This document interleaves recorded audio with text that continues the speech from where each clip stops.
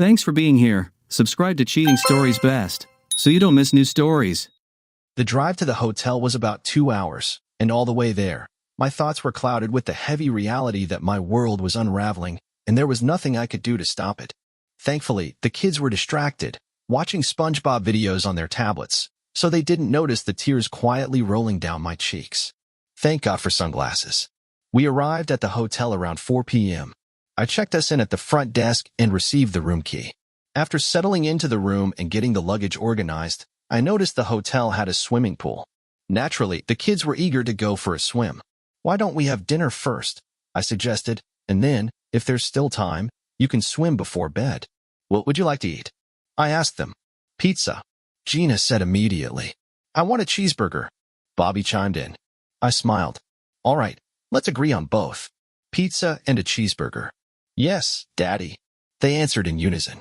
I buckled them back into the car and searched online for a good place to eat. I found a restaurant nearby called Mallore's, known for its wood-fired pizza oven. I started the car and we headed over. Inside Mallore's, the atmosphere was warm and welcoming. As we looked over the menu, I saw they offered custom pizzas and, luckily, burgers too. "Gina," I said, "you can have your own personal cheese pizza, and Bobby, you can get your cheeseburger." Both kids beamed. Gina ordered her cheese pizza, Bobby got his cheeseburger with fries, and I ordered milk for both of them. For myself, I chose a bacon and barbecue burger with fries and a Coke, since I never drink alcohol when I'm driving with the kids. Dinner was relaxed and happy. Afterward, we returned to the hotel. I pulled out my swim trunks and the kids' swimsuits. Gina changed in the bathroom, and Bobby and I changed quickly in the main room. We made our way down to the pool. The kids splashed and swam in the shallow water, laughing and playing with a couple of new friends they quickly made. While keeping a close eye on them, I struck up a light conversation with one of the other parents there, a woman named Audrey Thompson. She appeared to be in her early 30s, with warm brown hair, kind hazel eyes, and an easygoing smile. She mentioned that her husband was upstairs resting after a long drive, and that tomorrow, they planned to take their daughters to the same water park we were visiting. The next morning, Audrey asked, "Is your wife also resting in the room? I would love to meet her." I replied, "No, my wife is away this weekend on a spa trip with some colleagues from work." Audrey smiled sympathetically. "You're brave. Taking 2 kids to the water park all by yourself? If Jonathan couldn't come with us, I don't think I would have dared to manage 2 girls alone." I chuckled and said, "I'm looking forward to meeting your husband. Maybe we could meet for breakfast at the empanada restaurant across the street? We're staying in room 8. Discuss it with your husband, and if you'd like to join us, give me a call in the morning." "We'll be ready by 7 a.m., Audrey replied warmly. "I'll call you either way." During our conversation, I learned that she worked as a representative for a pharmaceutical company. I told her that I ran my own family medicine practice. Her eyes lit up. "Oh, my territory includes your area. I've actually been by your clinic a few times, but it's always so busy that I couldn't catch you." I smiled and said, "I usually set aside time on Thursdays for meetings with pharmaceutical representatives." Then I added, "Come by sometime. My secretary's name is Alice." I took out a business card and asked for a pen. Audrey pulled one from her purse, and I wrote on the back of the card, "Miss Thompson has a standing appointment with me. I recommend calling Alice a couple of days in advance to lock in a time," I said. "Thank you very much, Dr. Mallister," Audrey said. "I'm sure we have medications you'll find interesting, and we always come with plenty of free samples." I smiled. "Audrey, just call me Hank, and I'm sure we'll work together just fine." It was getting dark, and we had a big day ahead of us, so I turned to Bobby and Gina. "All right, kids, time to get out of the pool." Bobby called back, "Dad, can we have just a couple more minutes?" "No, buddy," I said firmly but gently. "We all need a good night's sleep to be ready for the water park tomorrow. Say goodbye to your new friends." They spent a few moments saying goodbye to the friends they had made in just a few hours, as children so easily do. I said goodbye to Audrey and led the kids back to our room. After getting them changed and tucked into bed, they fell asleep almost immediately, exhausted from the trip and all the swimming. I sat quietly for a moment and checked my phone. No messages from Mallorie, even though she had promised to call. I had begun to accept that she was content to ignore me for the weekend. But what about the kids? Was a fleeting escape really worth not even checking on her children? Not even wishing them good night? I sighed and shook off the thought. A new message lit up my phone. It was from Andy. "Everything is ready. She's in plain sight. Audio and video surveillance installed in both rooms, just in case. Meet me at Cafe Trudy on Tuesday at 9 a.m. I replied, "Thank you, Andy. Please don't take any further action until we meet. I have to stay strong for the kids." Perhaps it was the overwhelming fatigue, the stress and anxiety I had been carrying since that fateful day in Mallorie's office. Trying to stay composed in front of friends, family, and my children, it had taken its toll. I plugged my phone into the charger, lay down under the blanket, and for the first time in what felt like forever, I fell into a deep, restful sleep. The next morning, I woke up to the sound of the kids moving around the room, already getting dressed and full of excitement for the day ahead. Just then, the phone in our hotel room began to ring. It was Audrey Thompson. "Good morning, Hank," she said. I replied, "Good morning, Audrey." She continued, "We would like to meet you and your children for breakfast in about 10 minutes. My daughters, Jody and Sarah, want to eat with their friends." I said, "That sounds great. We will see you in 10 minutes. I told my children that Jody and Sarah would be joining us for breakfast and added, "But only if you get dressed and ready on time." I had never seen them get ready so quickly. We arrived at the restaurant before the Thompson family and managed to secure a table for all of us. Soon, I saw Jody and Sarah running toward us, shouting, "Bobby, Gina." After that, I noticed Audrey approaching, followed by a rather tall and handsome young man with sandy hair. He was about 6 feet tall and weighed around 90 kilograms. He appeared strong and seemed like someone who worked in a physically demanding job. I stood up as they approached our table. Audrey introduced us. "Jonathan, this is Dr. Hank Mallister. Hank, this is my husband, Jonathan." Jonathan extended his hand and said, "Nice to meet you, Doctor." I shook his hand firmly and replied, "Just call me Hank, Jonathan. It is nice to meet you and your wonderful family." Then I introduced my children. "This is my son, Bobby, and my daughter, Gina. Guys, welcome Mr. Thompson." Gina said, "Hello," and Bobby, like a true little gentleman, extended his hand and said, "Nice to meet you, Mr. Thompson." I noticed a smile on Jonathan's face as he shook Bobby's hand and said, "Likewise, Bobby." We all sat down, and the 4 kids immediately began chatting about their upcoming visit to the water park and the types of pancakes they were planning to order.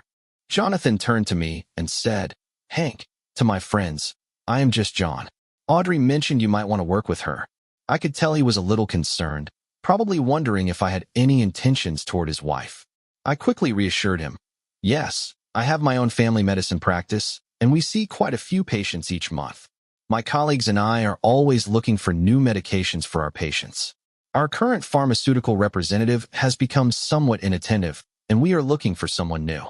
My partners will be glad that I happened to meet your wife, especially since our children became friends so quickly."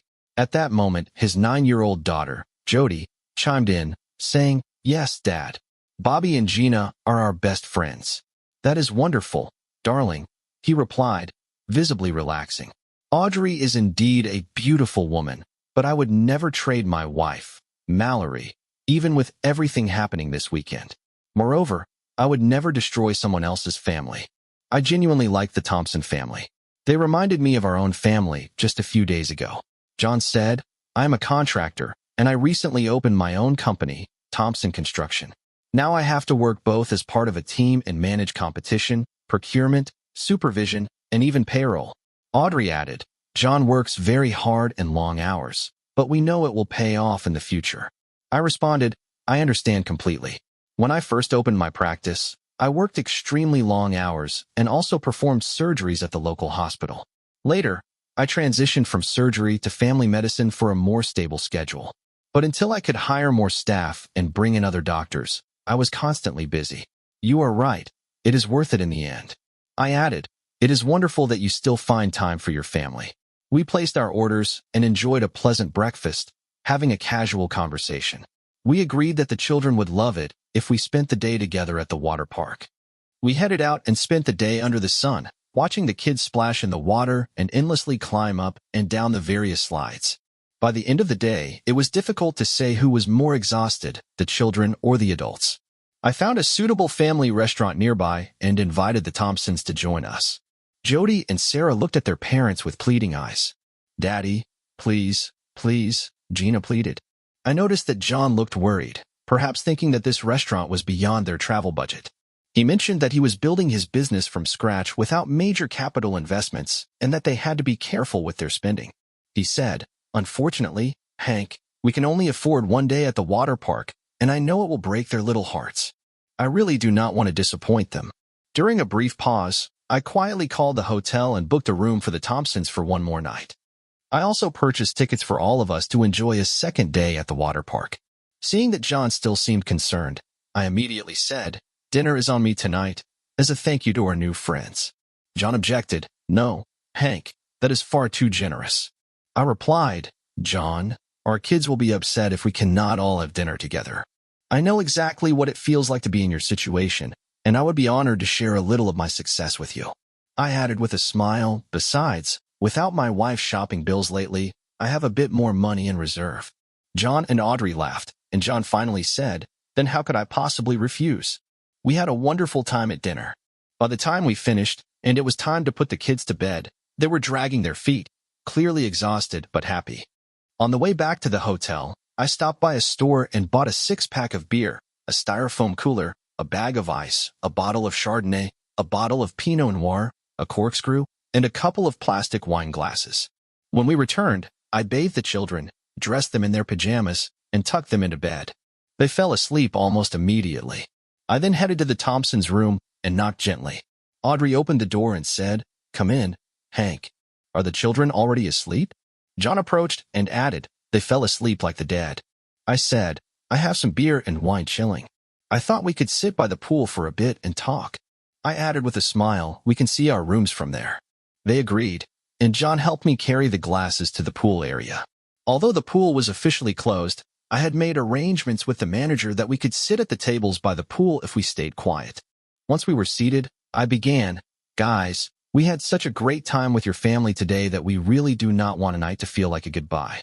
I have already paid for your room for another night, bought tickets for everyone to return to the water park tomorrow, and I also purchased a $100 gas card to help you get home." John immediately began to object, but I stopped him. "Before you say no, please understand. I have been exactly where you are now, carefully saving every dollar. You remind me so much of my own family when we were starting out, and I know how precious these moments are. These are the memories that last a lifetime." I continued, "Besides, what I spent today on your room, the tickets, the gas card, and dinner is still less than what I would spend in one night at our country club. Please understand, I am not bragging, and I certainly do not see you as needy. This is simply a gift to a hard-working young family that deserves every chance at happiness. Family is important. Let me do this for you." I noticed Audrey was crying quietly, and John was struggling to hold back his emotions. Finally, he said, "Okay, Hank, thank you. Thank you very much." I smiled and said, "Now that it is settled, how about a cold drink?" John immediately grabbed a couple of beers from the cooler. I turned to Audrey and asked, "Would you prefer red or white wine?" She smiled through her tears and said, "If it is all the same to you, could I have a beer, please?" "Of course," I replied warmly. John quickly handed her a can from the cooler. We sat together, talking and sharing stories for a couple of hours under the stars. It was truly good company and pleasant conversation. Later, we discussed our plans for the next day, said goodnight, and agreed to meet for breakfast at 7 a.m. I returned to my room and checked on the children. They were sleeping soundly. Before going to bed, I plugged in my phone to charge and checked for any messages from Mallorie. Once again, there was nothing. I sent her a quick text to let her know the children were fine and that they were having a great time. I waited a few minutes, hoping for a reply, but none came. She was probably too busy with her new lifestyle to bother checking her messages. A wave of anger and sadness washed over me. I thought to myself, forget her. I looked at my sleeping angels and knew that my main priority was to protect them and make sure they came through this situation unharmed. I undressed and climbed into bed, preparing for another full and busy day ahead. The next morning, we woke up early and began getting ready. I noticed that the children looked sad, thinking their new friends would be leaving soon. "But you will see them at breakfast," I said encouragingly. Gina responded, "I'm going to miss Sarah. She is my best friend in the world." We arrived at the Crepe Cafe, and this time, the Thompsons were already waiting for us at a table. Bobby and Gina rushed over and sat eagerly next to Jody and Sarah. I approached with a big smile and said, "Good morning." John and Audrey responded in unison, Good morning, Hank. We placed our order, and soon the waitress brought us coffee, milk, and juices. I gave John a little nudge, encouraging him to finally tell the children the good news. He said, "Guys, I know we were planning to leave after breakfast." The children immediately began to protest loudly, but John quickly added, "Let me finish. I found out that we are staying another day." Instead of disappointment, there were shouts of pure joy.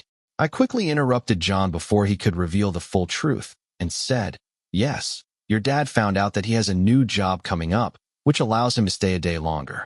Great news, right?" The children all nodded eagerly. I noticed Audrey had tears in her eyes, and John's gaze was filled with silent gratitude.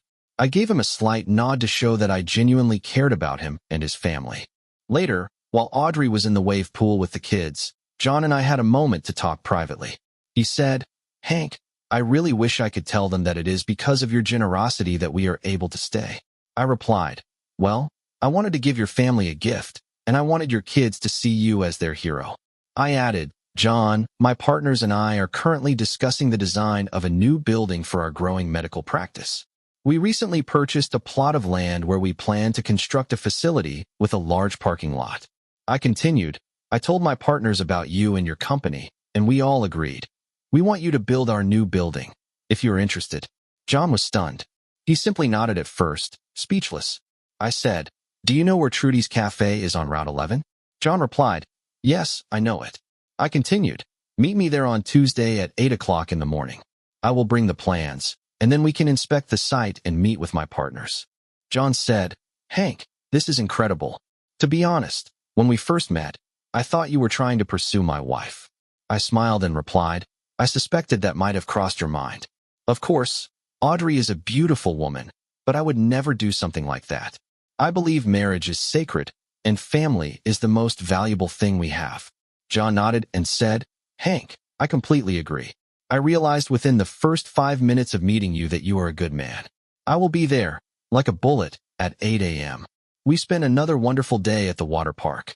On the way back, we stopped for spaghetti, and this time John insisted on paying the bill.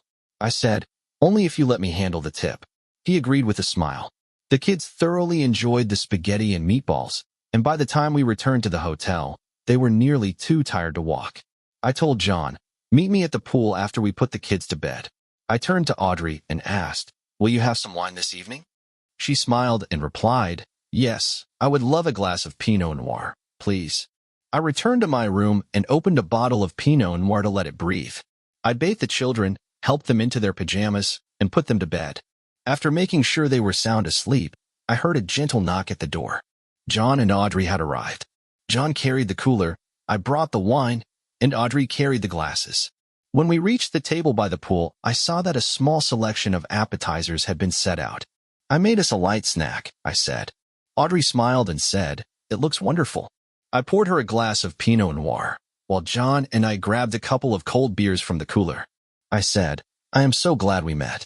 Our kids get along wonderfully, and you both have become good friends, and soon, future business partners. Let's raise a glass to the future." We toasted and spent a wonderful evening together.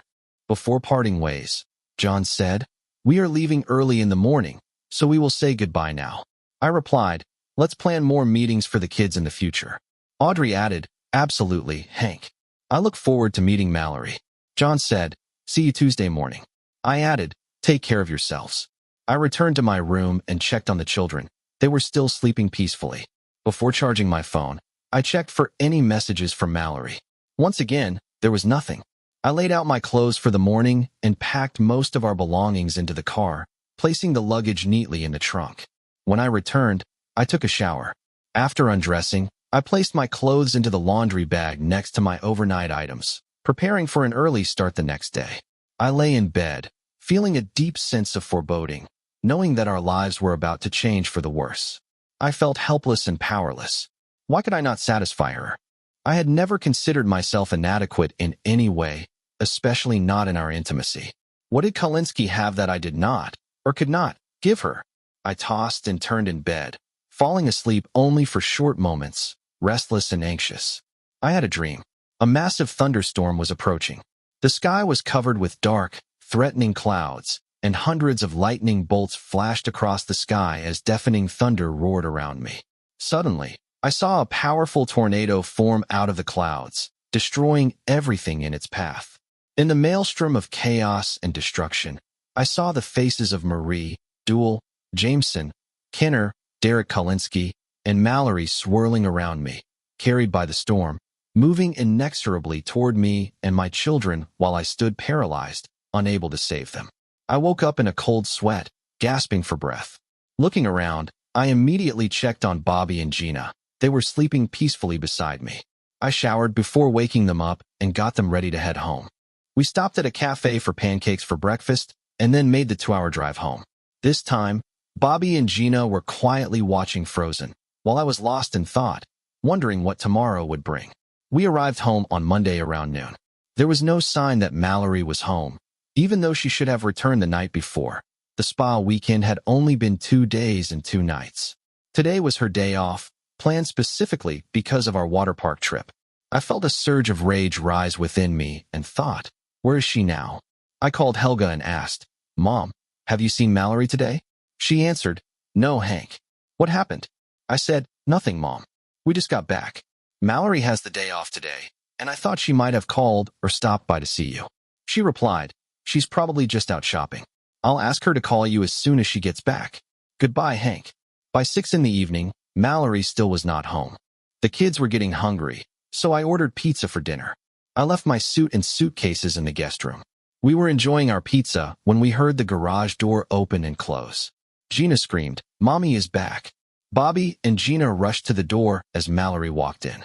They screamed, Mom, Mom, we missed you so much. I said calmly, There's still some pizza left if you want. And you need to call your mom. I have work to do. Do not wait for me.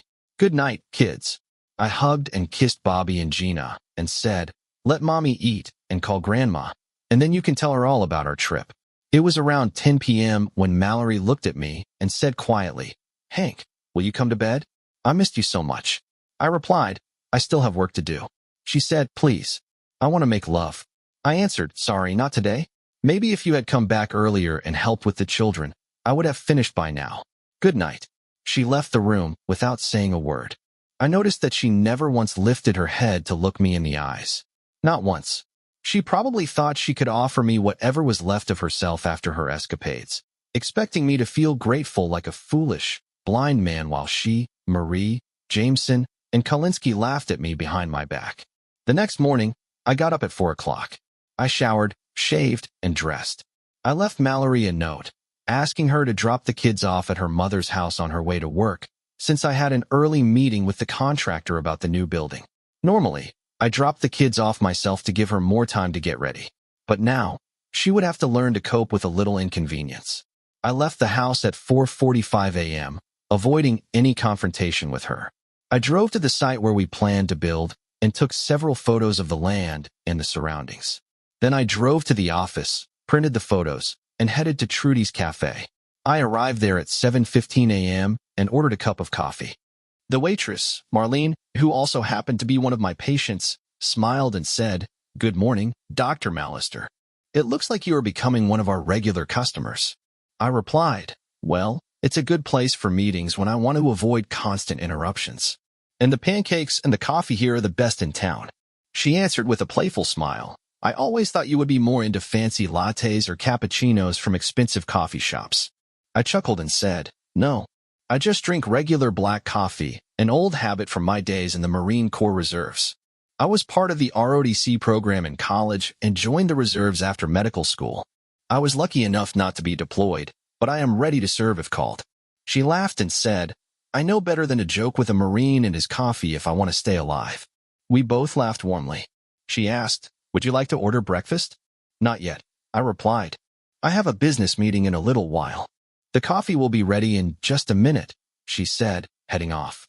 At exactly 7:30 a.m., I saw John walk through the door. I waved him over.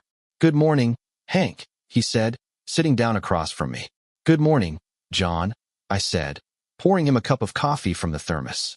We began discussing the project. I asked, How long do you think it will take to obtain environmental assessments and permits? He replied, 3 to 4 weeks, depending on the results of the environmental assessment. However, I have a friend in the codes department who can help speed up the process if everything is in order. Great, I said, showing him the photographs and the preliminary plans. We discussed our vision for the future offices, and I asked him to prepare a preliminary estimate that would include materials, labor, and a projection for possible cost overruns. I explained, we need this for budgeting purposes to determine if our capital investment fund will cover the costs or if we will need to secure a line of credit or a construction mortgage. John nodded and replied, got it. I will prepare a full estimate, including projected construction time, material costs, labor, as well as connections for electricity, sewage, water supply, cable, and telephone lines. My team can handle most of the work, but we will need subcontractors for the underground piping, electrical hookups, asphalt, and fire protection installations. John, you really know your business. I'm sure I can rely on you, I said. He responded, I appreciate your trust, Hank. I will also provide an estimate adjusted by plus or minus 10% to account for fluctuations in material prices. We can purchase certain materials in advance and store them, which would lock in the price. I understand that some materials like concrete must be ordered fresh, timed precisely to when construction begins. Exactly, I added. This will make the process much easier. Also, let me know what credit limit you might need, and I will ask our accountant to arrange it through our bank. While I was speaking, out of the corner of my eye, I noticed Andy walk into the cafe. I told John to take a closer look at the plans while I quickly went over to greet him. Hello, Hank, Andy said. Hello, Andy. Do you have something for me? I asked. Yes, he replied. I have everything ready. Videos, reports from my colleagues, and a private detective summary. Great, I said. Let's have breakfast together. You can hand me the materials, and I'll review them later. Right now, I have a contractor here with me for a meeting about our new building. Andy agreed. He handed me a folder, which contained 2 text files, one with reports from Andy's employees, and another from his private investigator colleague. I sat there for a few minutes after Andy left, realizing that during the weekend, I had tried to distance myself emotionally to separate myself from what was happening. But deep down, I knew the consequences of these videos and reports would be enormous for me and, more importantly, for my children. I took a sip of bourbon, savoring the burning sensation as the amber liquid touched my lips and slid down my throat. I got up, went back to my hotel room, and picked up the phone. I ordered a turkey sandwich and a coffee. While I waited for my order to arrive, I sat staring at the tablet, paralyzed, like Schrodinger's cat, desperately trying to both know and not know the truth at the same time. A knock on the door snapped me back to reality. I got up and opened it. The hotel waiter placed the tray on the table. Anything else you need? He asked. No, thank you, I replied, handing him a $20 tip. He thanked me and left. I sat down and started eating the sandwich, alternating between sips of bourbon and coffee. By the time I finished eating, the bourbon was gone. I knew I could not delay any longer. I opened the tablet and mentally prepared myself to start reviewing the first video. First, I read the initial report from Andy's people about Friday's events. The report used only initials to protect identities. They arrived and checked into the hotel at 6 p.m., then went straight to their rooms. At 7 p.m., everyone met at the hotel restaurant for dinner. During dinner, M left the table to use the restroom. While she was gone, Marilyn said to JK and DK that they should continue encouraging M to drink alcohol, explaining, I need her to relax a little. Later, I will open the adjoining door between our rooms, and we will listen to music and dance. She added that she would pretend JK wanted to stay the night in their room and would need help from her friend. Then, MD turned to DK and said, You are our closer. Your job is to seal the deal. After dinner, they moved to the lounge, where they continued drinking heavily and danced to live music. MD danced closely with JK, while M spent most of her time with DK. At around 10 p.m., they returned to their rooms. The video recording began at that point. I played the first video. I saw them re-enter their rooms. Marie opened the adjoining doors between the rooms, and everyone gathered in the Jameson and Kolinsky room. They drank more, turned on some old music on satellite radio, and continued dancing for about an hour. What hurt the most was that I saw Mallorie make no effort to push DK away. Worse, I could see the look in her eyes, not fear or hesitation, but desire. Maybe at first she thought it would just be harmless flirting. But then Marie Duell took her aside into another room and said, Hey, Jameson wants to stay with me. I think I have a chance with him. Marie said, so I need your help. Stay with Derek tonight. Mallorie looked nervous and replied, Marie, I'm not sure. I'm married, and I love Hank. I don't want to cheat on him. I'm afraid that something might happen if I stay. Marie countered, her tone sharp. Hey, Mal, nothing will happen unless you want it to. Just follow your instincts. This is our day off, a chance to forget all the nonsense of everyday life. I'm alone all the time, and you work and take care of the kids nonstop. Her words grew even more venomous as she added, you deserve a break. Besides, that idiot made you feel guilty just for coming here, pouting like a spoiled child because he didn't get his way. Mallorie hesitated and then said, well, I came to help you with Jameson, and I did have fun flirting with Derek during our lunches. I'm sure he'll be a gentleman and let me have the bed. Marie grinned slyly and said, oh, of course he will. Mallorie sighed and agreed, okay. They returned to the men's room and continued drinking and dancing until about 11 p.m., when Jameson said, I'm tired, let's call it a night. Jameson and Marie disappeared into another room. Before closing the adjoining door, Marie handed Mallorie a small overnight bag. At that moment, Mallorie heard a familiar tune playing, Johnny Rivers' old hit Slow Dancing, a song that had once meant the world to us. It was the song we danced to the night we first made love. Kolinsky extended his hand to her, and Mallorie, almost hypnotically, took it. He pulled her closer, and the music floated through the dimly lit room. It's late at night, and we're all alone. Only music on the radio. No one will come, no one will call, just me and you in dim light. He held her gently, and they began to sway to the beat. Her head rested on his shoulder, and the soft voice of Johnny Rivers filled the room. We are dancing, slowly swaying to the music. Slow dancing, just me and my girl. He lifted her chin, looked deep into her eyes, and at that moment, I saw through the video footage as her resolve melted away. The lyrics continued, there's no one else in the whole wide world, only you. Kolinsky tilted her face and kissed her as they danced. And as if fate itself mocked me, the next song on the radio played. When we dance in the dark, there's so much love in this heart. You whisper to me, hold tight, you're someone I thought I'd never meet. They danced slowly, lost in the music and in each other, until there was nothing left of the woman I had loved. That night, whether it was just passion or her true intentions, it no longer mattered. My love for her died. I wished I had been there, not to fight, but with a scalpel, to cut out the betrayal rotting my soul. I stumbled into the bathroom again, sick to my stomach, and prayed to the porcelain god. Then I collapsed into bed and passed out from exhaustion. I woke from a restless, broken sleep, my mind filled with images of their betrayal, burning deep into my brain, trying to destroy whatever was left of my sanity. I realized I did not need to see anything more. The damage was done. I felt betrayed, humiliated, disgraced, ridiculed by the woman I had once loved more than life itself. It was now 4:15 p.m. I needed to pack my things, check out of the hotel, and see my children. I needed to face the reality of what Mallorie had done. On the drive home, I knew I needed to collect my thoughts and prepare myself. The children would be home, and no matter what, the battle that was about to take place could not, must not, happen in their presence. I had to stay strong. I had to play the part for one more day. But even then, that song continued to haunt me, echoing painfully in my head, slow dancing, swaying to the music. Before arriving home, I called Helga. Mom, this is Hank. Could you keep the kids at your place tomorrow night? She replied, of course. Did something happen? I lied.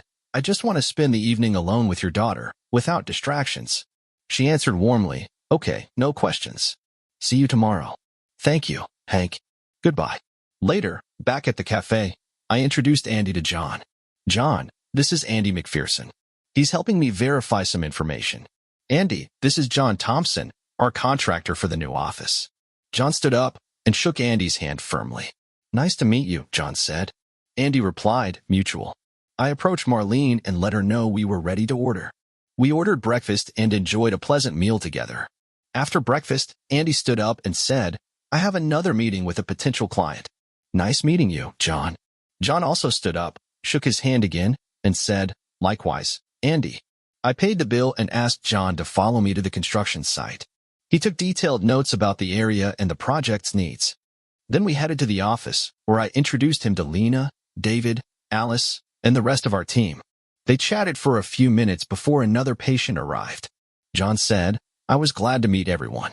I told him I had another appointment, and he said he would contact me next week. At that moment, I noticed how Alice approached John, already full of ideas about what she wanted for the design of the reception area and the workspaces. At noon, I checked into the Marriott Hotel in Stillwell, about 80 kilometers from home.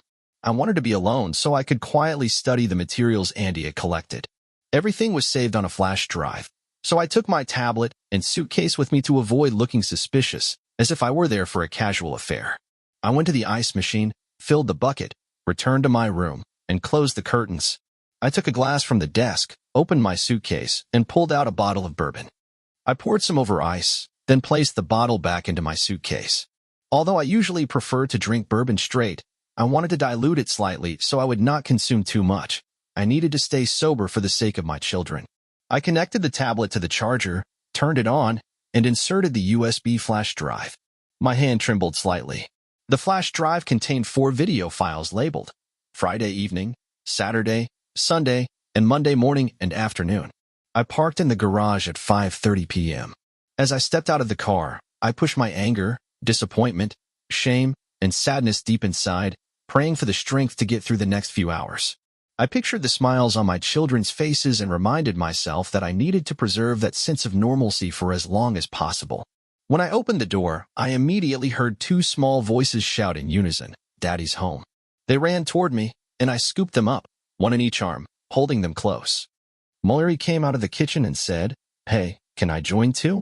I simply nodded, reminding myself that I had to maintain the image of a happy marriage and family. Mallorie hugged me. Once, her embrace had been filled with love, but now I felt only distance and sadness. We sat down to have dinner, and the children excitedly shared stories about their adventures at the water park and their new friends, Jod and Sarah. Gina then looked at her mother and said, "I am so sorry you could not meet them, Mommy." I noticed a flicker of remorse and guilt in Mallory's eyes. After dinner, as usual, I helped with the dishes. I told Mallorie, "I will finish up here. Go spend time with the kids. They missed you this weekend." Again, I caught a brief glimpse of guilt in her expression as she left the kitchen. After we put Bobby and Gina to bed, I headed toward my office. Mallorie stopped me and said, "Hank, let's go to bed. I want to feel close to you. We have not been together in over a week." I replied calmly, "I am sorry, Mallorie. I am working on the plans for the new office we are building. I need to make sure the contractor has all the necessary instructions, and it must be finished tonight to keep the project on schedule." I added, "There is no choice. I have a meeting with the contractor in the morning. Perhaps we could find some time for intimacy this weekend. I could even book an adjoining room so we can have some privacy after the kids are asleep." Unfortunately, that never happened. The reality was that I was currently in one of the busiest periods at work, balancing practices, construction meetings, and baseball games in the evenings. I continued, "Tomorrow, I will take the kids to your parents' house after practice because I need some adult time too. You will need to pick the kids up from school and bring them to the driving range by 5 p.m. because of my meeting. Please close the door tonight and do not wait up for me, as I will be working late." I noticed her head lower, and she could not look me in the eye for more than a second. She whispered quietly, "Good night, I love you," before leaving the office and closing the door behind her. I then heard the distinctive click of the latch as the door shut. I did not know whether Mallorie had realized that her situation was hopeless or if she was still clinging to some illusion that I remained completely unaware of what had occurred during that fateful weekend. Earlier in the day, I had purchased several flash drives to copy reports and materials from Andy and his team regarding the events of the spa weekend, so that I could later share them with my lawyer and other relevant parties, if necessary. I had scheduled a meeting with Paul to discuss the details of our upcoming settlement. While I was downloading the files, I poured myself a double shot of bourbon, without ice. After finishing the transfer of the materials onto 10 flash drives, each containing evidence of pitiful and shameful behavior, I sat alone in the dark, staring into the void where the calm of the night masked the ominous clouds of the approaching storm. Quietly, I shed a few more tears while sipping my bourbon before heading to bed. I lay down alone, realizing that this would likely be the case for a long time. I wondered whether I would ever truly find peace again as I drifted off into another restless sleep. I woke again at 4:45 a.m. I put on my workout clothes, packed a change of clothes into a gym bag, and went to the gym. There, I attempted to beat the rage and frustration out of myself on a heavy bag. Nothing seemed to ease the pain and resentment. After training, I took a shower and changed into fresh clothes. My meeting with Paul was not scheduled until 11 a.m., so I decided to stop by Café Trudy for a leisurely breakfast. As soon as I entered, Marlene, coffee in hand, greeted me and guided me to a table. She poured me a cup of coffee and asked, "Are you waiting for someone, doctor?" I replied, "No, Marlene. Today, I just came to have breakfast." She smiled and said, "Let me know when you are ready to order." I responded, "I already know what I would like: 2 eggs fried in butter, pancakes, hash browns, and orange juice." She laughed and said, "Wow, you must be hungry. I will bring your order right away." I grabbed a newspaper from the shelf by the counter and began reading while I waited. After eating, I lingered over 2 more cups of coffee while working on crosswords and puzzles. I could not remember the last time I had the leisure to enjoy a crossword puzzle. I thought I would miss this place and these peaceful breakfasts, but then I realized that perhaps I could come here on weekends, maybe even bring my children with me. I arrived at Paul's office for our meeting and was immediately shown inside. "Hello, Paul," I said. He stood, shook my hand, and replied, "Hi, Hank. Good to see you. It is a pity we are meeting under such unfortunate circumstances." I nodded in agreement and handed him the flash drive containing the evidence Andy had collected. I said, "Paul, this contains 4 days of debauchery and betrayal. I could only bring myself to watch the first evening, and even that was enough to make me sick. From what I have been told, the following nights were just as bad." Paul responded, "I will review it carefully, Hank, and advise you on where you stand." I nodded, and Paul continued, "First of all, our state is a no-fault state, which means that even though your wife committed adultery, it cannot be used as grounds for divorce. An equal division of property is expected. Since she is employed, you will most likely not have to pay child support." He paused before continuing. "However, the father's chances of receiving full custody are around 20% because the courts generally favor the mother. To obtain sole custody, you would need to prove that she neglects the children or is incapable of raising them. That said, joint physical custody is possible, and in your case, you would likely be granted generous visitation rights." I replied, "I would never claim that Mallorie is a bad mother, because she is not. She is a great mom. I am willing to accept shared custody or generous visitation rights, provided that she cannot move out of state until the children are adults." Paul said, "I think that is a reasonable request, unless you give consent for a move." I answered firmly, "That will not happen. I need my kids close so I can see them and talk to them every day, even if it is just driving them to and from school. I want to continue coaching Bobby in baseball and helping with Gina's Girl Scout troop." Paul nodded. "Understood. As for the financial aspects, like I said, you probably will not have to pay child support unless the custodial arrangement changes. However, you will be required to share the cost of medical care, braces, and other necessary expenses." I responded, "That is not a problem." Paul then added, "Regarding the primary residence, the parent with primary physical custody would typically remain in the home until the children are grown. At that point, the house would either be sold and the proceeds divided equally, or one parent could buy out the other's share. However, if your wife chooses to use unfair tactics, we can present the evidence of adultery in court as leverage." I responded, "That sounds reasonable. I want her to be served the divorce papers at work tomorrow. I am going to meet with her tonight, and then I will leave. I have already paid a deposit for an apartment not far from our house. All that remains is signing the lease agreement." My accountant arranged everything anonymously, with the condition that if the client decided not to proceed, the deposit would be forfeited and the first month's rent would be due. I did not want my name associated with the lease from the start, to prevent any rumors around town suggesting I was renting a place for secret meetings. Paul said, "Hank, it seems like you have thought this through carefully. Here are my business cards. Give one to your wife and have her attorney contact me as soon as she hires legal representation." I replied, "Thank you, Paul. Have a good day." He shook my hand and said, "I will call you when she has served the papers and let you know once she retains an attorney." I returned home and began packing my personal belongings. Once I received the keys to the apartment, I planned to coordinate with Paul to arrange a time to move larger items, such as my desk, books, tools, golf clubs, and so on. I made sure to gather baby photo albums, family photographs, and home videos of the children. I intended to create digital copies and then return the originals to Mallorie. I emptied my closet, dresser, and bathroom. I carefully packed my remaining toiletries and placed everything in the car. I also took a few tools from my drawer that might be useful in the new apartment. Then, I changed into athletic clothing for baseball practice. I sent Mallorie a message, reminding her to bring Bobby and Gina to practice and then take them to her parents' house, as I had business to attend to afterward. I synced my tablet to the television in the living room to prepare a short presentation for her after practice. I loaded my baseball equipment into the car and drove to the Marriott Hotel, where I had booked a room for 5 nights. I unloaded my belongings and brought them into the room before heading to the training ground. Practice with the boys went well, and afterward, I quickly returned home while Mallorie took the children to her parents' place. I showered and got dressed, placing my sweaty clothes in a plastic bag to keep them from being damaged before washing. I poured myself a glass of bourbon, neat, without ice, and sat down in a chair. A whirlwind of emotions surged within me: anger, jealousy, humiliation, and sorrow. I heard her car pull into the garage and felt numb, realizing that the end of my marriage was only moments away. Every tick of the second hand seemed to prolong my agony.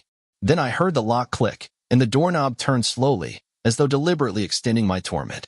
Mallorie entered, setting her purse and keys on the table. I remained seated in the dark, having drawn the curtains earlier to prevent the neighbors from witnessing my private pain. She did not immediately see me and called out, "Hank, where are you?"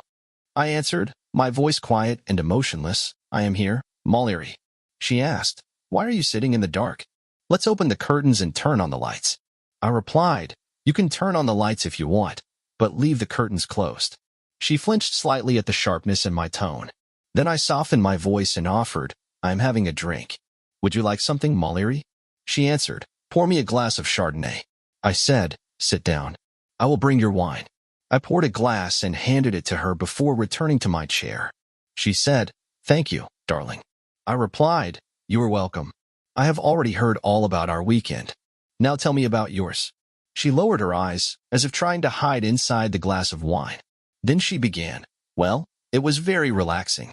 I really enjoyed the massages and facials that were included." I thought to myself, yes, Kalinsky made sure of that. I said aloud, "I see. Is that all?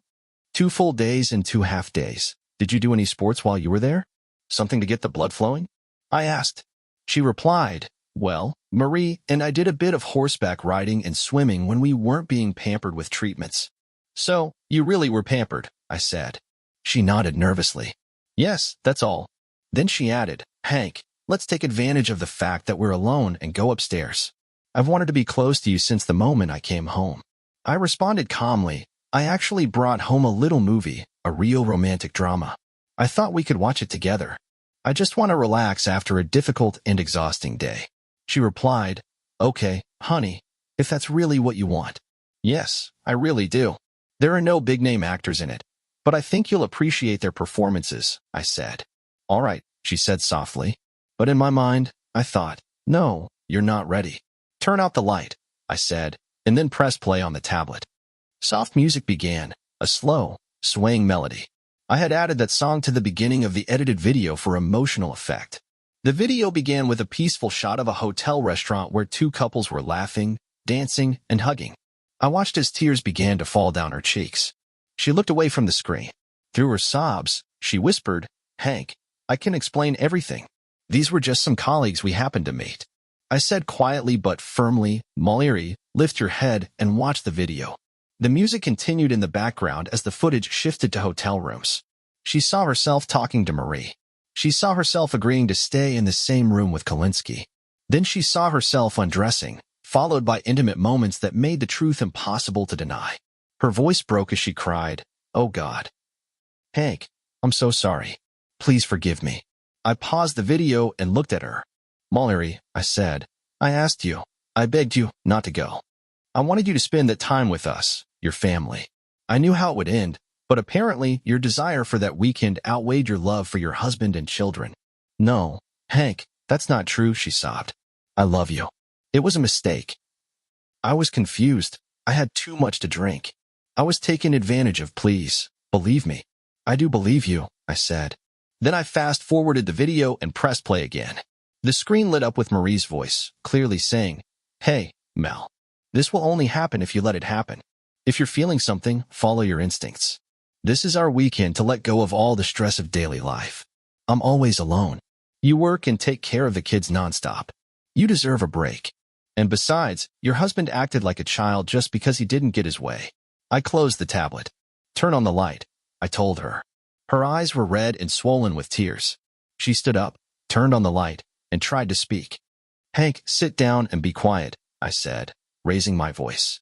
Do not say another word. I stood up and spoke with restrained anger. Mallorie, you lied to me.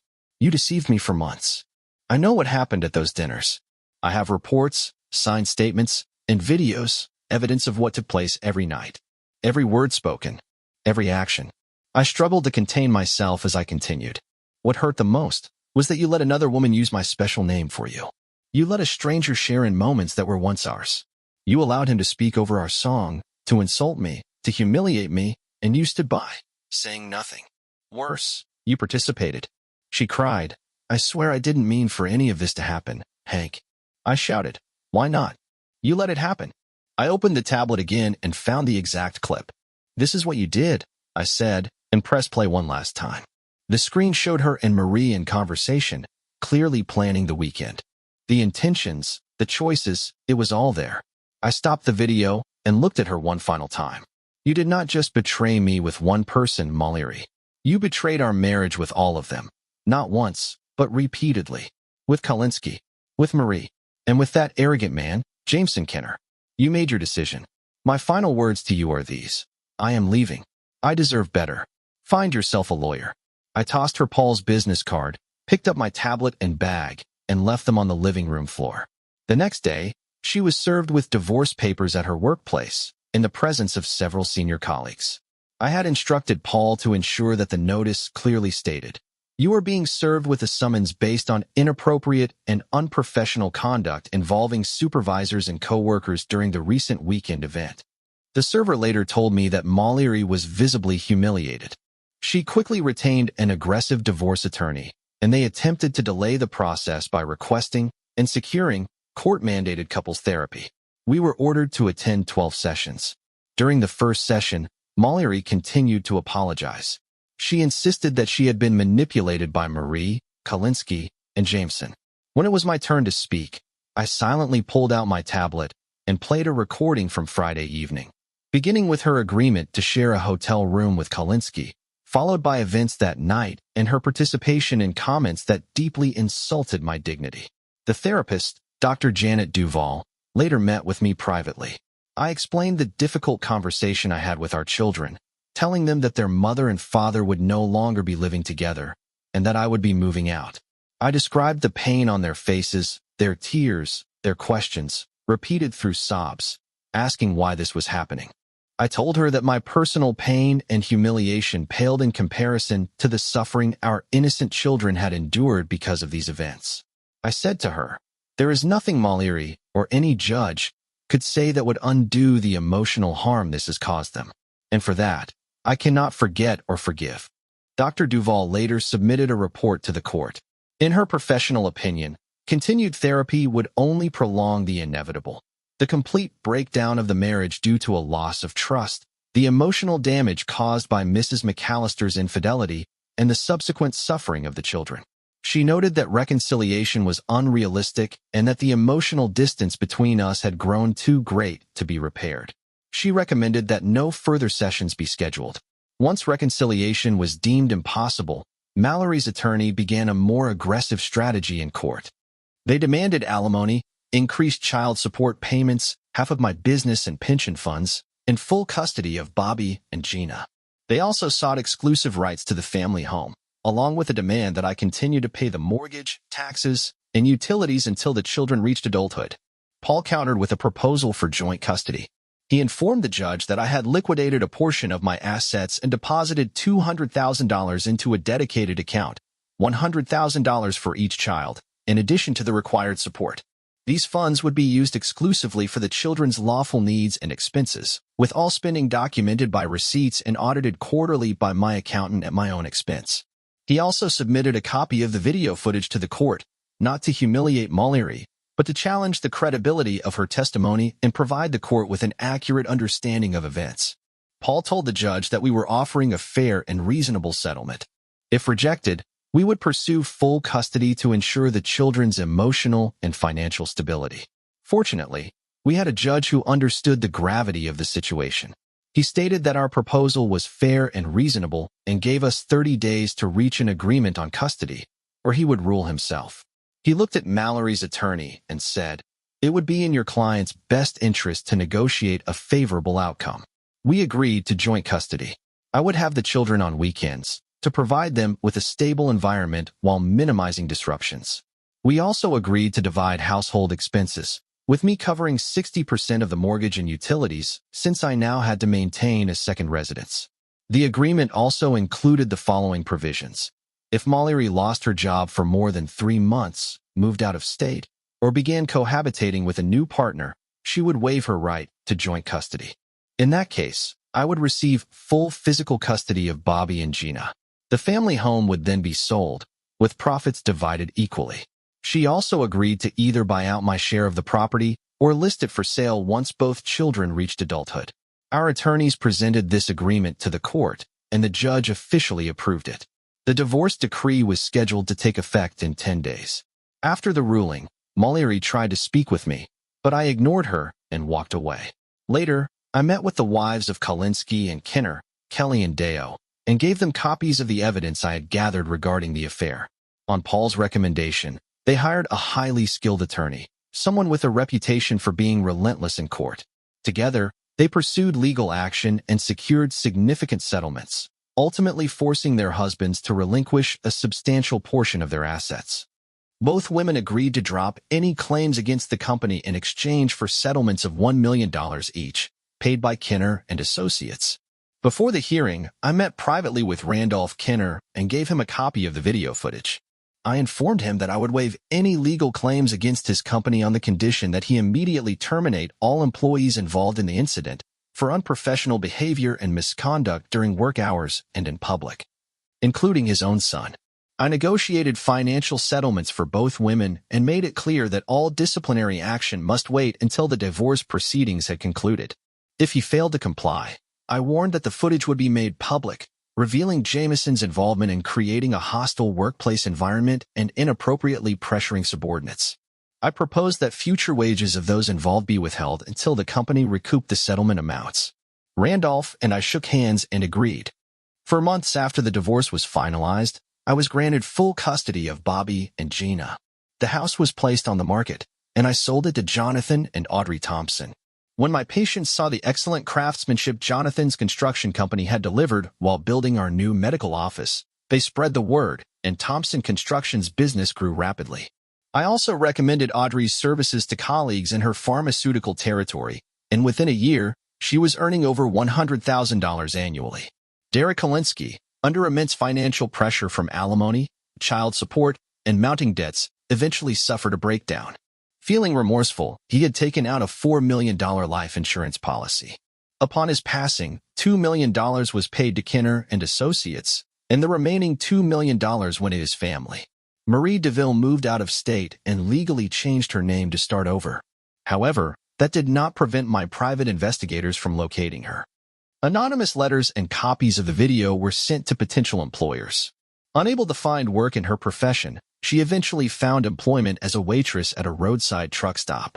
Later, she left that job and unfortunately began engaging in illicit activity, eventually being arrested multiple times.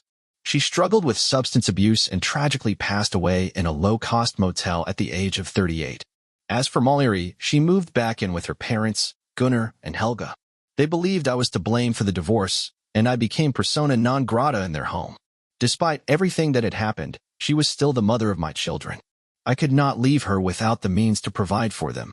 I contacted Gunnar and pleaded with him not to hang up. Through him, I arranged for Mallorie to receive enough financial support to start a small consulting business, using compensation she had received from Kinner and Associates related to workplace misconduct. At Gunnar's suggestion, and with his support, she began rebuilding her life. I even asked my assistant, Alice, to help her find clients and expand her reach through social media. Once she was financially stable and living in her own apartment, I agreed to allow her to file for joint custody, as I had previously suggested. As for me, I remained focused on my medical practice, surgery, and raising the children. I coached Bobby's Little League team and helped organize scout meetings for Gina. Later, Lisa Rosenberg and Mallorie took over managing the troop, and I happily stepped back unless they needed my help. We often visited the Thompsons for barbecues and family dinners. Our children swam and played together in the backyard. At first, it was strange for me, and for the children, to visit the house that had once been our home. But Audrey and Jonathan had completely transformed it. New paint, updated wallpaper, fresh decor. Over time, it became their home, and after a few awkward moments, I found that I had started to feel at home there, too. I recommended them for membership at our local club, and Jonathan and I occasionally played golf together, relaxed in the sauna, or enjoyed a massage. Our families shared many evenings there, and Audrey and Jonathan were always the life of the dance floor. They became close friends. One day, Jonathan even let me operate the front loader at one of his construction sites, moving rocks for a foundation they were preparing. It was a simple experience, but oddly satisfying. A small moment of peace in a life that had once been overwhelmed by chaos. It took some time, but eventually, I found peace with everything that had happened. Mallorie and I needed to maintain communication for the sake of the children. Friends and family said she was no longer seeing anyone and was focusing entirely on her work and caring for Bobby and Gina, something I understood all too well. 2 years had passed since our divorce. For the sake of our children, I tried my best to let go of the past and find a way to forgive Mallorie's betrayal. We began spending occasional weekends together as a family, taking the kids to the movies, the zoo, or going bowling. One day, while Audrey was meeting with a client, she invited us to a barbecue and pool party scheduled for the following Saturday. I asked her gently, "Do you still want to meet Mallorie?" She looked a bit unsure, so I explained that Mallorie and I had moved past the pain, and I was trying to give the kids moments of normalcy and shared time. "If you don't mind," I added, "I'd like to bring her along." Audrey came over, hugged me, and kissed me on the cheek. "Hank," she said, "you're a good man. Of course, I would be happy to meet Mallorie. Bring her." I smiled and replied, "Thank you, Audrey. You and Jonathan have become such wonderful friends." She answered, "Hank, we owe everything to our hard work and to your kindness in helping a young family at the start of their journey. It's a debt we'll never be able to fully repay." I told her, "Your friendship is all I've ever wanted. See you Saturday." From that weekend on, Mallorie was always welcome at the Thompson home. She and Audrey became close, and together, they even coordinated a surprise, an opportunity for Mallorie and me to spend an evening together. With the kids staying at the Thompsons for a sleepover, I invited Mallorie to my house. We talked for a long time. For the first time, we truly opened up about what happened during that weekend, the one that had changed everything. She admitted she had finally come to understand that Marie DeVille had manipulated her, flattered her ego, pushed boundaries, and set her up to fail. But to her credit, Mallorie took full responsibility. She said, with tears in her eyes, "Hank, I swear, if Marie were standing in front of me now, I would look her in the eye and ask how someone could destroy other people's lives just because their own isn't working out. How heartless do you have to be?" I replied, "It's hard to imagine anything more disappointing than what she did." Then she asked, "Why didn't you tell me back then? Why didn't you just tell me how toxic she was, or ask me not to go?" I looked at her and said, "Be honest with me, Mal. Would you have believed me?" She sighed and nodded slowly. "You're right, Hank. I wouldn't have, and I probably would have been angry with you for saying it." She continued, "I never stopped loving you. Not for a second. And I didn't believe what Derek said for a moment. I'll never forgive myself for not protecting you, or for what I said that night. I was caught in a whirlwind of confusion and emotion. And to be honest, I had been drinking, and I now believe something was slipped into my drink. That's not an excuse, but it is the truth." The next morning, everything felt blurry, almost unreal. But when I saw the video, the memories started coming back. That entire weekend became clear. I know I made those choices, and I know I betrayed you. I can't expect forgiveness. I betrayed what we had. I brought pain into your life, and I hurt the children. I know my words sound hollow now, but I truly am sorry." She broke down crying, and I reached out to her. "Mal," I said softly, "I forgive you. I know you didn't mean to hurt me. I believe you thought it was harmless, just fun, maybe a way to feel noticed again. And I think, deep down, a part of you may have wanted something to happen, at least with Kolinsky. Even though I didn't know at the time that you were being manipulated, in the end, both of us were used. I paused for a moment. For a long time, all I could see was the image of you, in that hotel room, with Kalinsky and Jameson. I kept replaying it over and over in my mind. But now, that image has started to fade. And in its place, there's something new, something healing. She looked at me, her eyes filled with tears, and asked softly, "What do you see now?" I replied quietly, "I see us, finding our way back. Maybe not the way it used to be, but something honest, something peaceful." I continued, "I don't care what happened to Jameson himself, but I do feel for his family." I told her about the financial settlement that Randolph Kenner had arranged, how he had withdrawn funds from Jameson's trust and returned $2 million to Kelly from Kalinsky's life insurance policy. "Kelly now has $5 million in total," I said, "and her family's financial situation is secure. Deo received half of Jameson's trust, around $20 million, I added. "And I've heard she's now dating Jameson's brother, Hamilton. Apparently, he always cared about her, even before everything happened. Her daughter is still too young to remember her father, and Jameson wants no involvement. Deo plans to tell her daughter one day that her father identified differently, and Randolph has given her permission to do so." I paused. "People say Jameson now lives in a downward spiral, frequently intoxicated, using illicit substances, and engaging in meaningless relationships, often paying for attention. It's probably only a matter of time before his name appears in an obituary." Then I told her what had become of Marie DeVille. As I described her eventual fate and the irony surrounding the hotel reservation made under the name I Am, a smirk of satisfaction appeared on Mallorie's face. She particularly appreciated the poetic justice. "Remember," I said, "for every action, there are consequences." She nodded and said softly, "Hank, I will always love you, and I will never forgive myself for destroying our marriage and the family we built." Perhaps it was the time we had spent apart. Perhaps it was Gina's age and her growing need for a consistent maternal presence. Or maybe I had finally come to accept that, in many ways, Mallorie had also been a victim, manipulated by a well-orchestrated plan designed to break us apart. As her tears began to fall, something within me shifted. For the first time, I could feel her pain alongside mine. I realized that my feelings for her had never truly vanished. They had simply been buried beneath the anger and sorrow. I reached out and embraced her, offering her the comfort of my shoulder. I whispered, "I forgive you. You were, and will always be, my one and only love.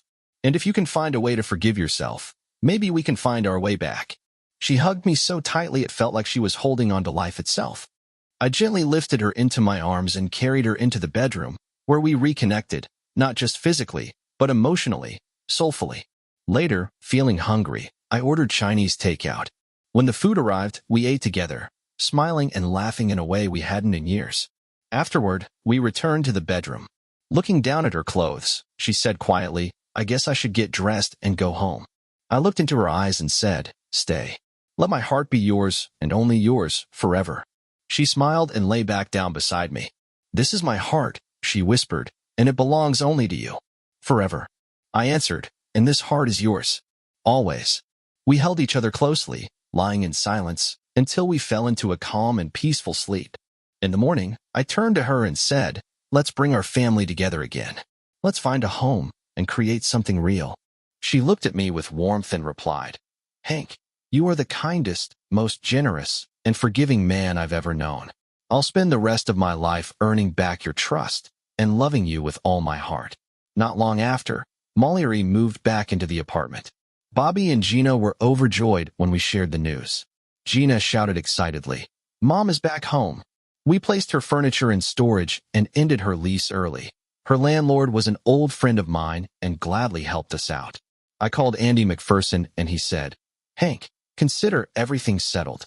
Sandy Ellison, a good friend and real estate agent from Rogers Realty who had handled the original sale of our house to the Thompsons, took our call. I asked her to help us find a new home, somewhere that felt right. She called me back shortly after. "Hank," she said, "I think I've found the one, and it's just 3 houses down from your old place." I thought about it and remembered that our old neighbor, Mrs.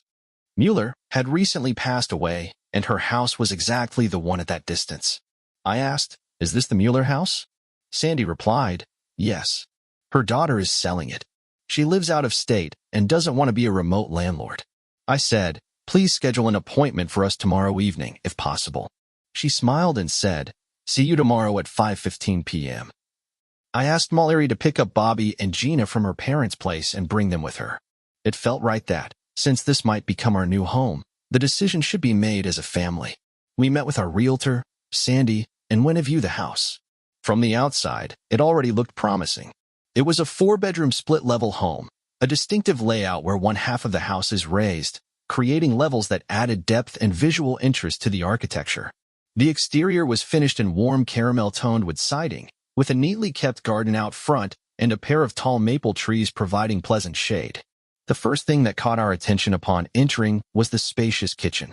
It occupied a large area, but the dark wood cabinetry and dated tiles showed that it needed a modern update. Despite that, Mallorie's eyes lit up when she saw the large pantry built into the far wall. It was exactly what she had always wanted, a space for organization, storage, and keeping the kitchen neat and tidy. The living room was roughly the same size as the one in our current apartment, but with more windows, allowing soft natural light to pour in and reflect off the pale-colored walls, giving the entire space a fresh and airy feel. Above the fireplace, there was plenty of room for family photos or framed art. We could already picture how cozy it would look in the evenings, gathered together by the fire. We went upstairs to view the master bedroom. It was spacious, with high ceilings that created a sense of openness. A walk-in closet tucked into the corner offered plenty of storage space. But the real highlight was the bathroom, featuring a large walk-in shower and a spa-style bathtub surrounded by soft blue tiles that made the space feel calm and serene. I could already imagine ending a long day soaking in that tub, finally able to relax. Bobby and Gina wasted no time choosing their rooms, practically running through the hallway with excitement. Bobby picked the corner room overlooking the backyard, while Gina chose the one next to his, with a view of the front garden. They were instantly imagining their new spaces. Bobby wanted a deep blue theme to make it feel like the night sky, while Gina envisioned her room in soft pinks and purples, complete with glowing stars on the ceiling. Their enthusiasm filled the house with energy and laughter. For a moment, it truly felt like we were already living there, surrounded by joy and fresh beginnings. I pulled them aside and asked, well, what do you think? Not if it's a yes. All three nodded eagerly. I gave them a thumbs up and smiled. Then I said, go check out the backyard. Mrs. Mueller's daughter, Marjorie, was a successful attorney based in Chicago. She specialized in family and divorce law, which felt like a strange twist of fate. She didn't want to keep the house, nor was she seeking a large profit from its sale. I approached Sandy with an offer that was $10,000 below the asking price. 2 days later, Sandy called with the news, your offer has been accepted. The house is yours. I still had 3 months left on the lease at our apartment, enough time to remodel the kitchen and bathrooms, repaint the living and dining areas, and freshen up the bedrooms. Thankfully, I knew the perfect contractor. Jonathan Thompson's company, Thompson Construction, handled the full renovation. They replaced the roof, built a large backyard deck, and completely upgraded the interior. Jonathan also brought in subcontractors to rewire the house, resurface the driveway, install a brand new swimming pool, and add a large outdoor hot tub. The work was completed in just under 2.5 months. He was, without a doubt, an excellent contractor. We purchased all new furniture, a symbolic fresh start. Letting go of our old furniture felt like letting go of the heartache and sorrow of the past. We hired movers to transport our belongings from the apartment and storage unit to our new home. I had already paid the final month's rent, but I contacted the landlord and let them know the apartment was ready for new tenants. Jonathan's crew repainted the interior, and a professional cleaning service ensured everything was spotless and move-in ready. Kelly and Deo offered to repay me for helping them receive compensation, but I politely declined. The reason I was able to afford all of this was thanks to my skilled accountant and a very experienced investment advisor, who years ago helped me invest in a company called Apple. At just the right time, my 10,000 shares turned into millions. The reason Mallorie did not receive a portion of these funds during the divorce was because the shares had been purchased through a limited liability company registered in the Cayman Islands. Whenever I needed liquidity, the money came from my account in BICE, where I had $4 million. I used a portion of that money to purchase our new home, renovate it, and furnish it with new appliances and furniture. Altogether, these expenses totaled about $300,000, leaving me with $3.7 million still available in my BICE account. Meanwhile, my investment portfolio continued to grow steadily as Apple became the world's first trillion-dollar company. Our children enjoyed playing with the Thompson kids every day, and we regularly took turns hosting barbecues and family dinners. At one point, I had a heartfelt conversation with Gunnar and Helga, my former in-laws, about the divorce. They finally came to understand the depth of the pain I had experienced. And when Mallorie and I reunited, no one was happier than Gunnar and Helga Hallstrom. It's strange how life came full circle. I never imagined I would be living under the same roof again with Mallorie and our children, but God blessed us with a second chance. In time, I became somewhat of a philanthropist. I funded the construction of the Dr. John McAllister Surgical Unit and the Emma Kennedy McAllister Daycare Center at the local hospital. I invested in both McPherson Investigations and Thompson Construction, helping them expand their businesses and reach more clients. I also funded the building of a shelter for women and children affected by domestic violence. We called it Marley's Place, in honor of a young girl whose father had tragically lost his life due to a domestic incident. I supported Marina in purchasing Trudy's Cafe. I lent her the funds to renovate the interior, buy new tables, and completely remodel the kitchen, all as an interest-free, pay-when-able loan. I never asked for repayment. Jonathan was hired to renovate the cafe, and when the work was finished, it looked absolutely stunning. Marina always made sure to personally greet and serve our family. She even passed her tips on to the waiters who worked in our section. One day, I felt both touched and a bit awkward when she hung a small gold sign on our usual table that read, "Reserved for Dr. Hank McAllister and family."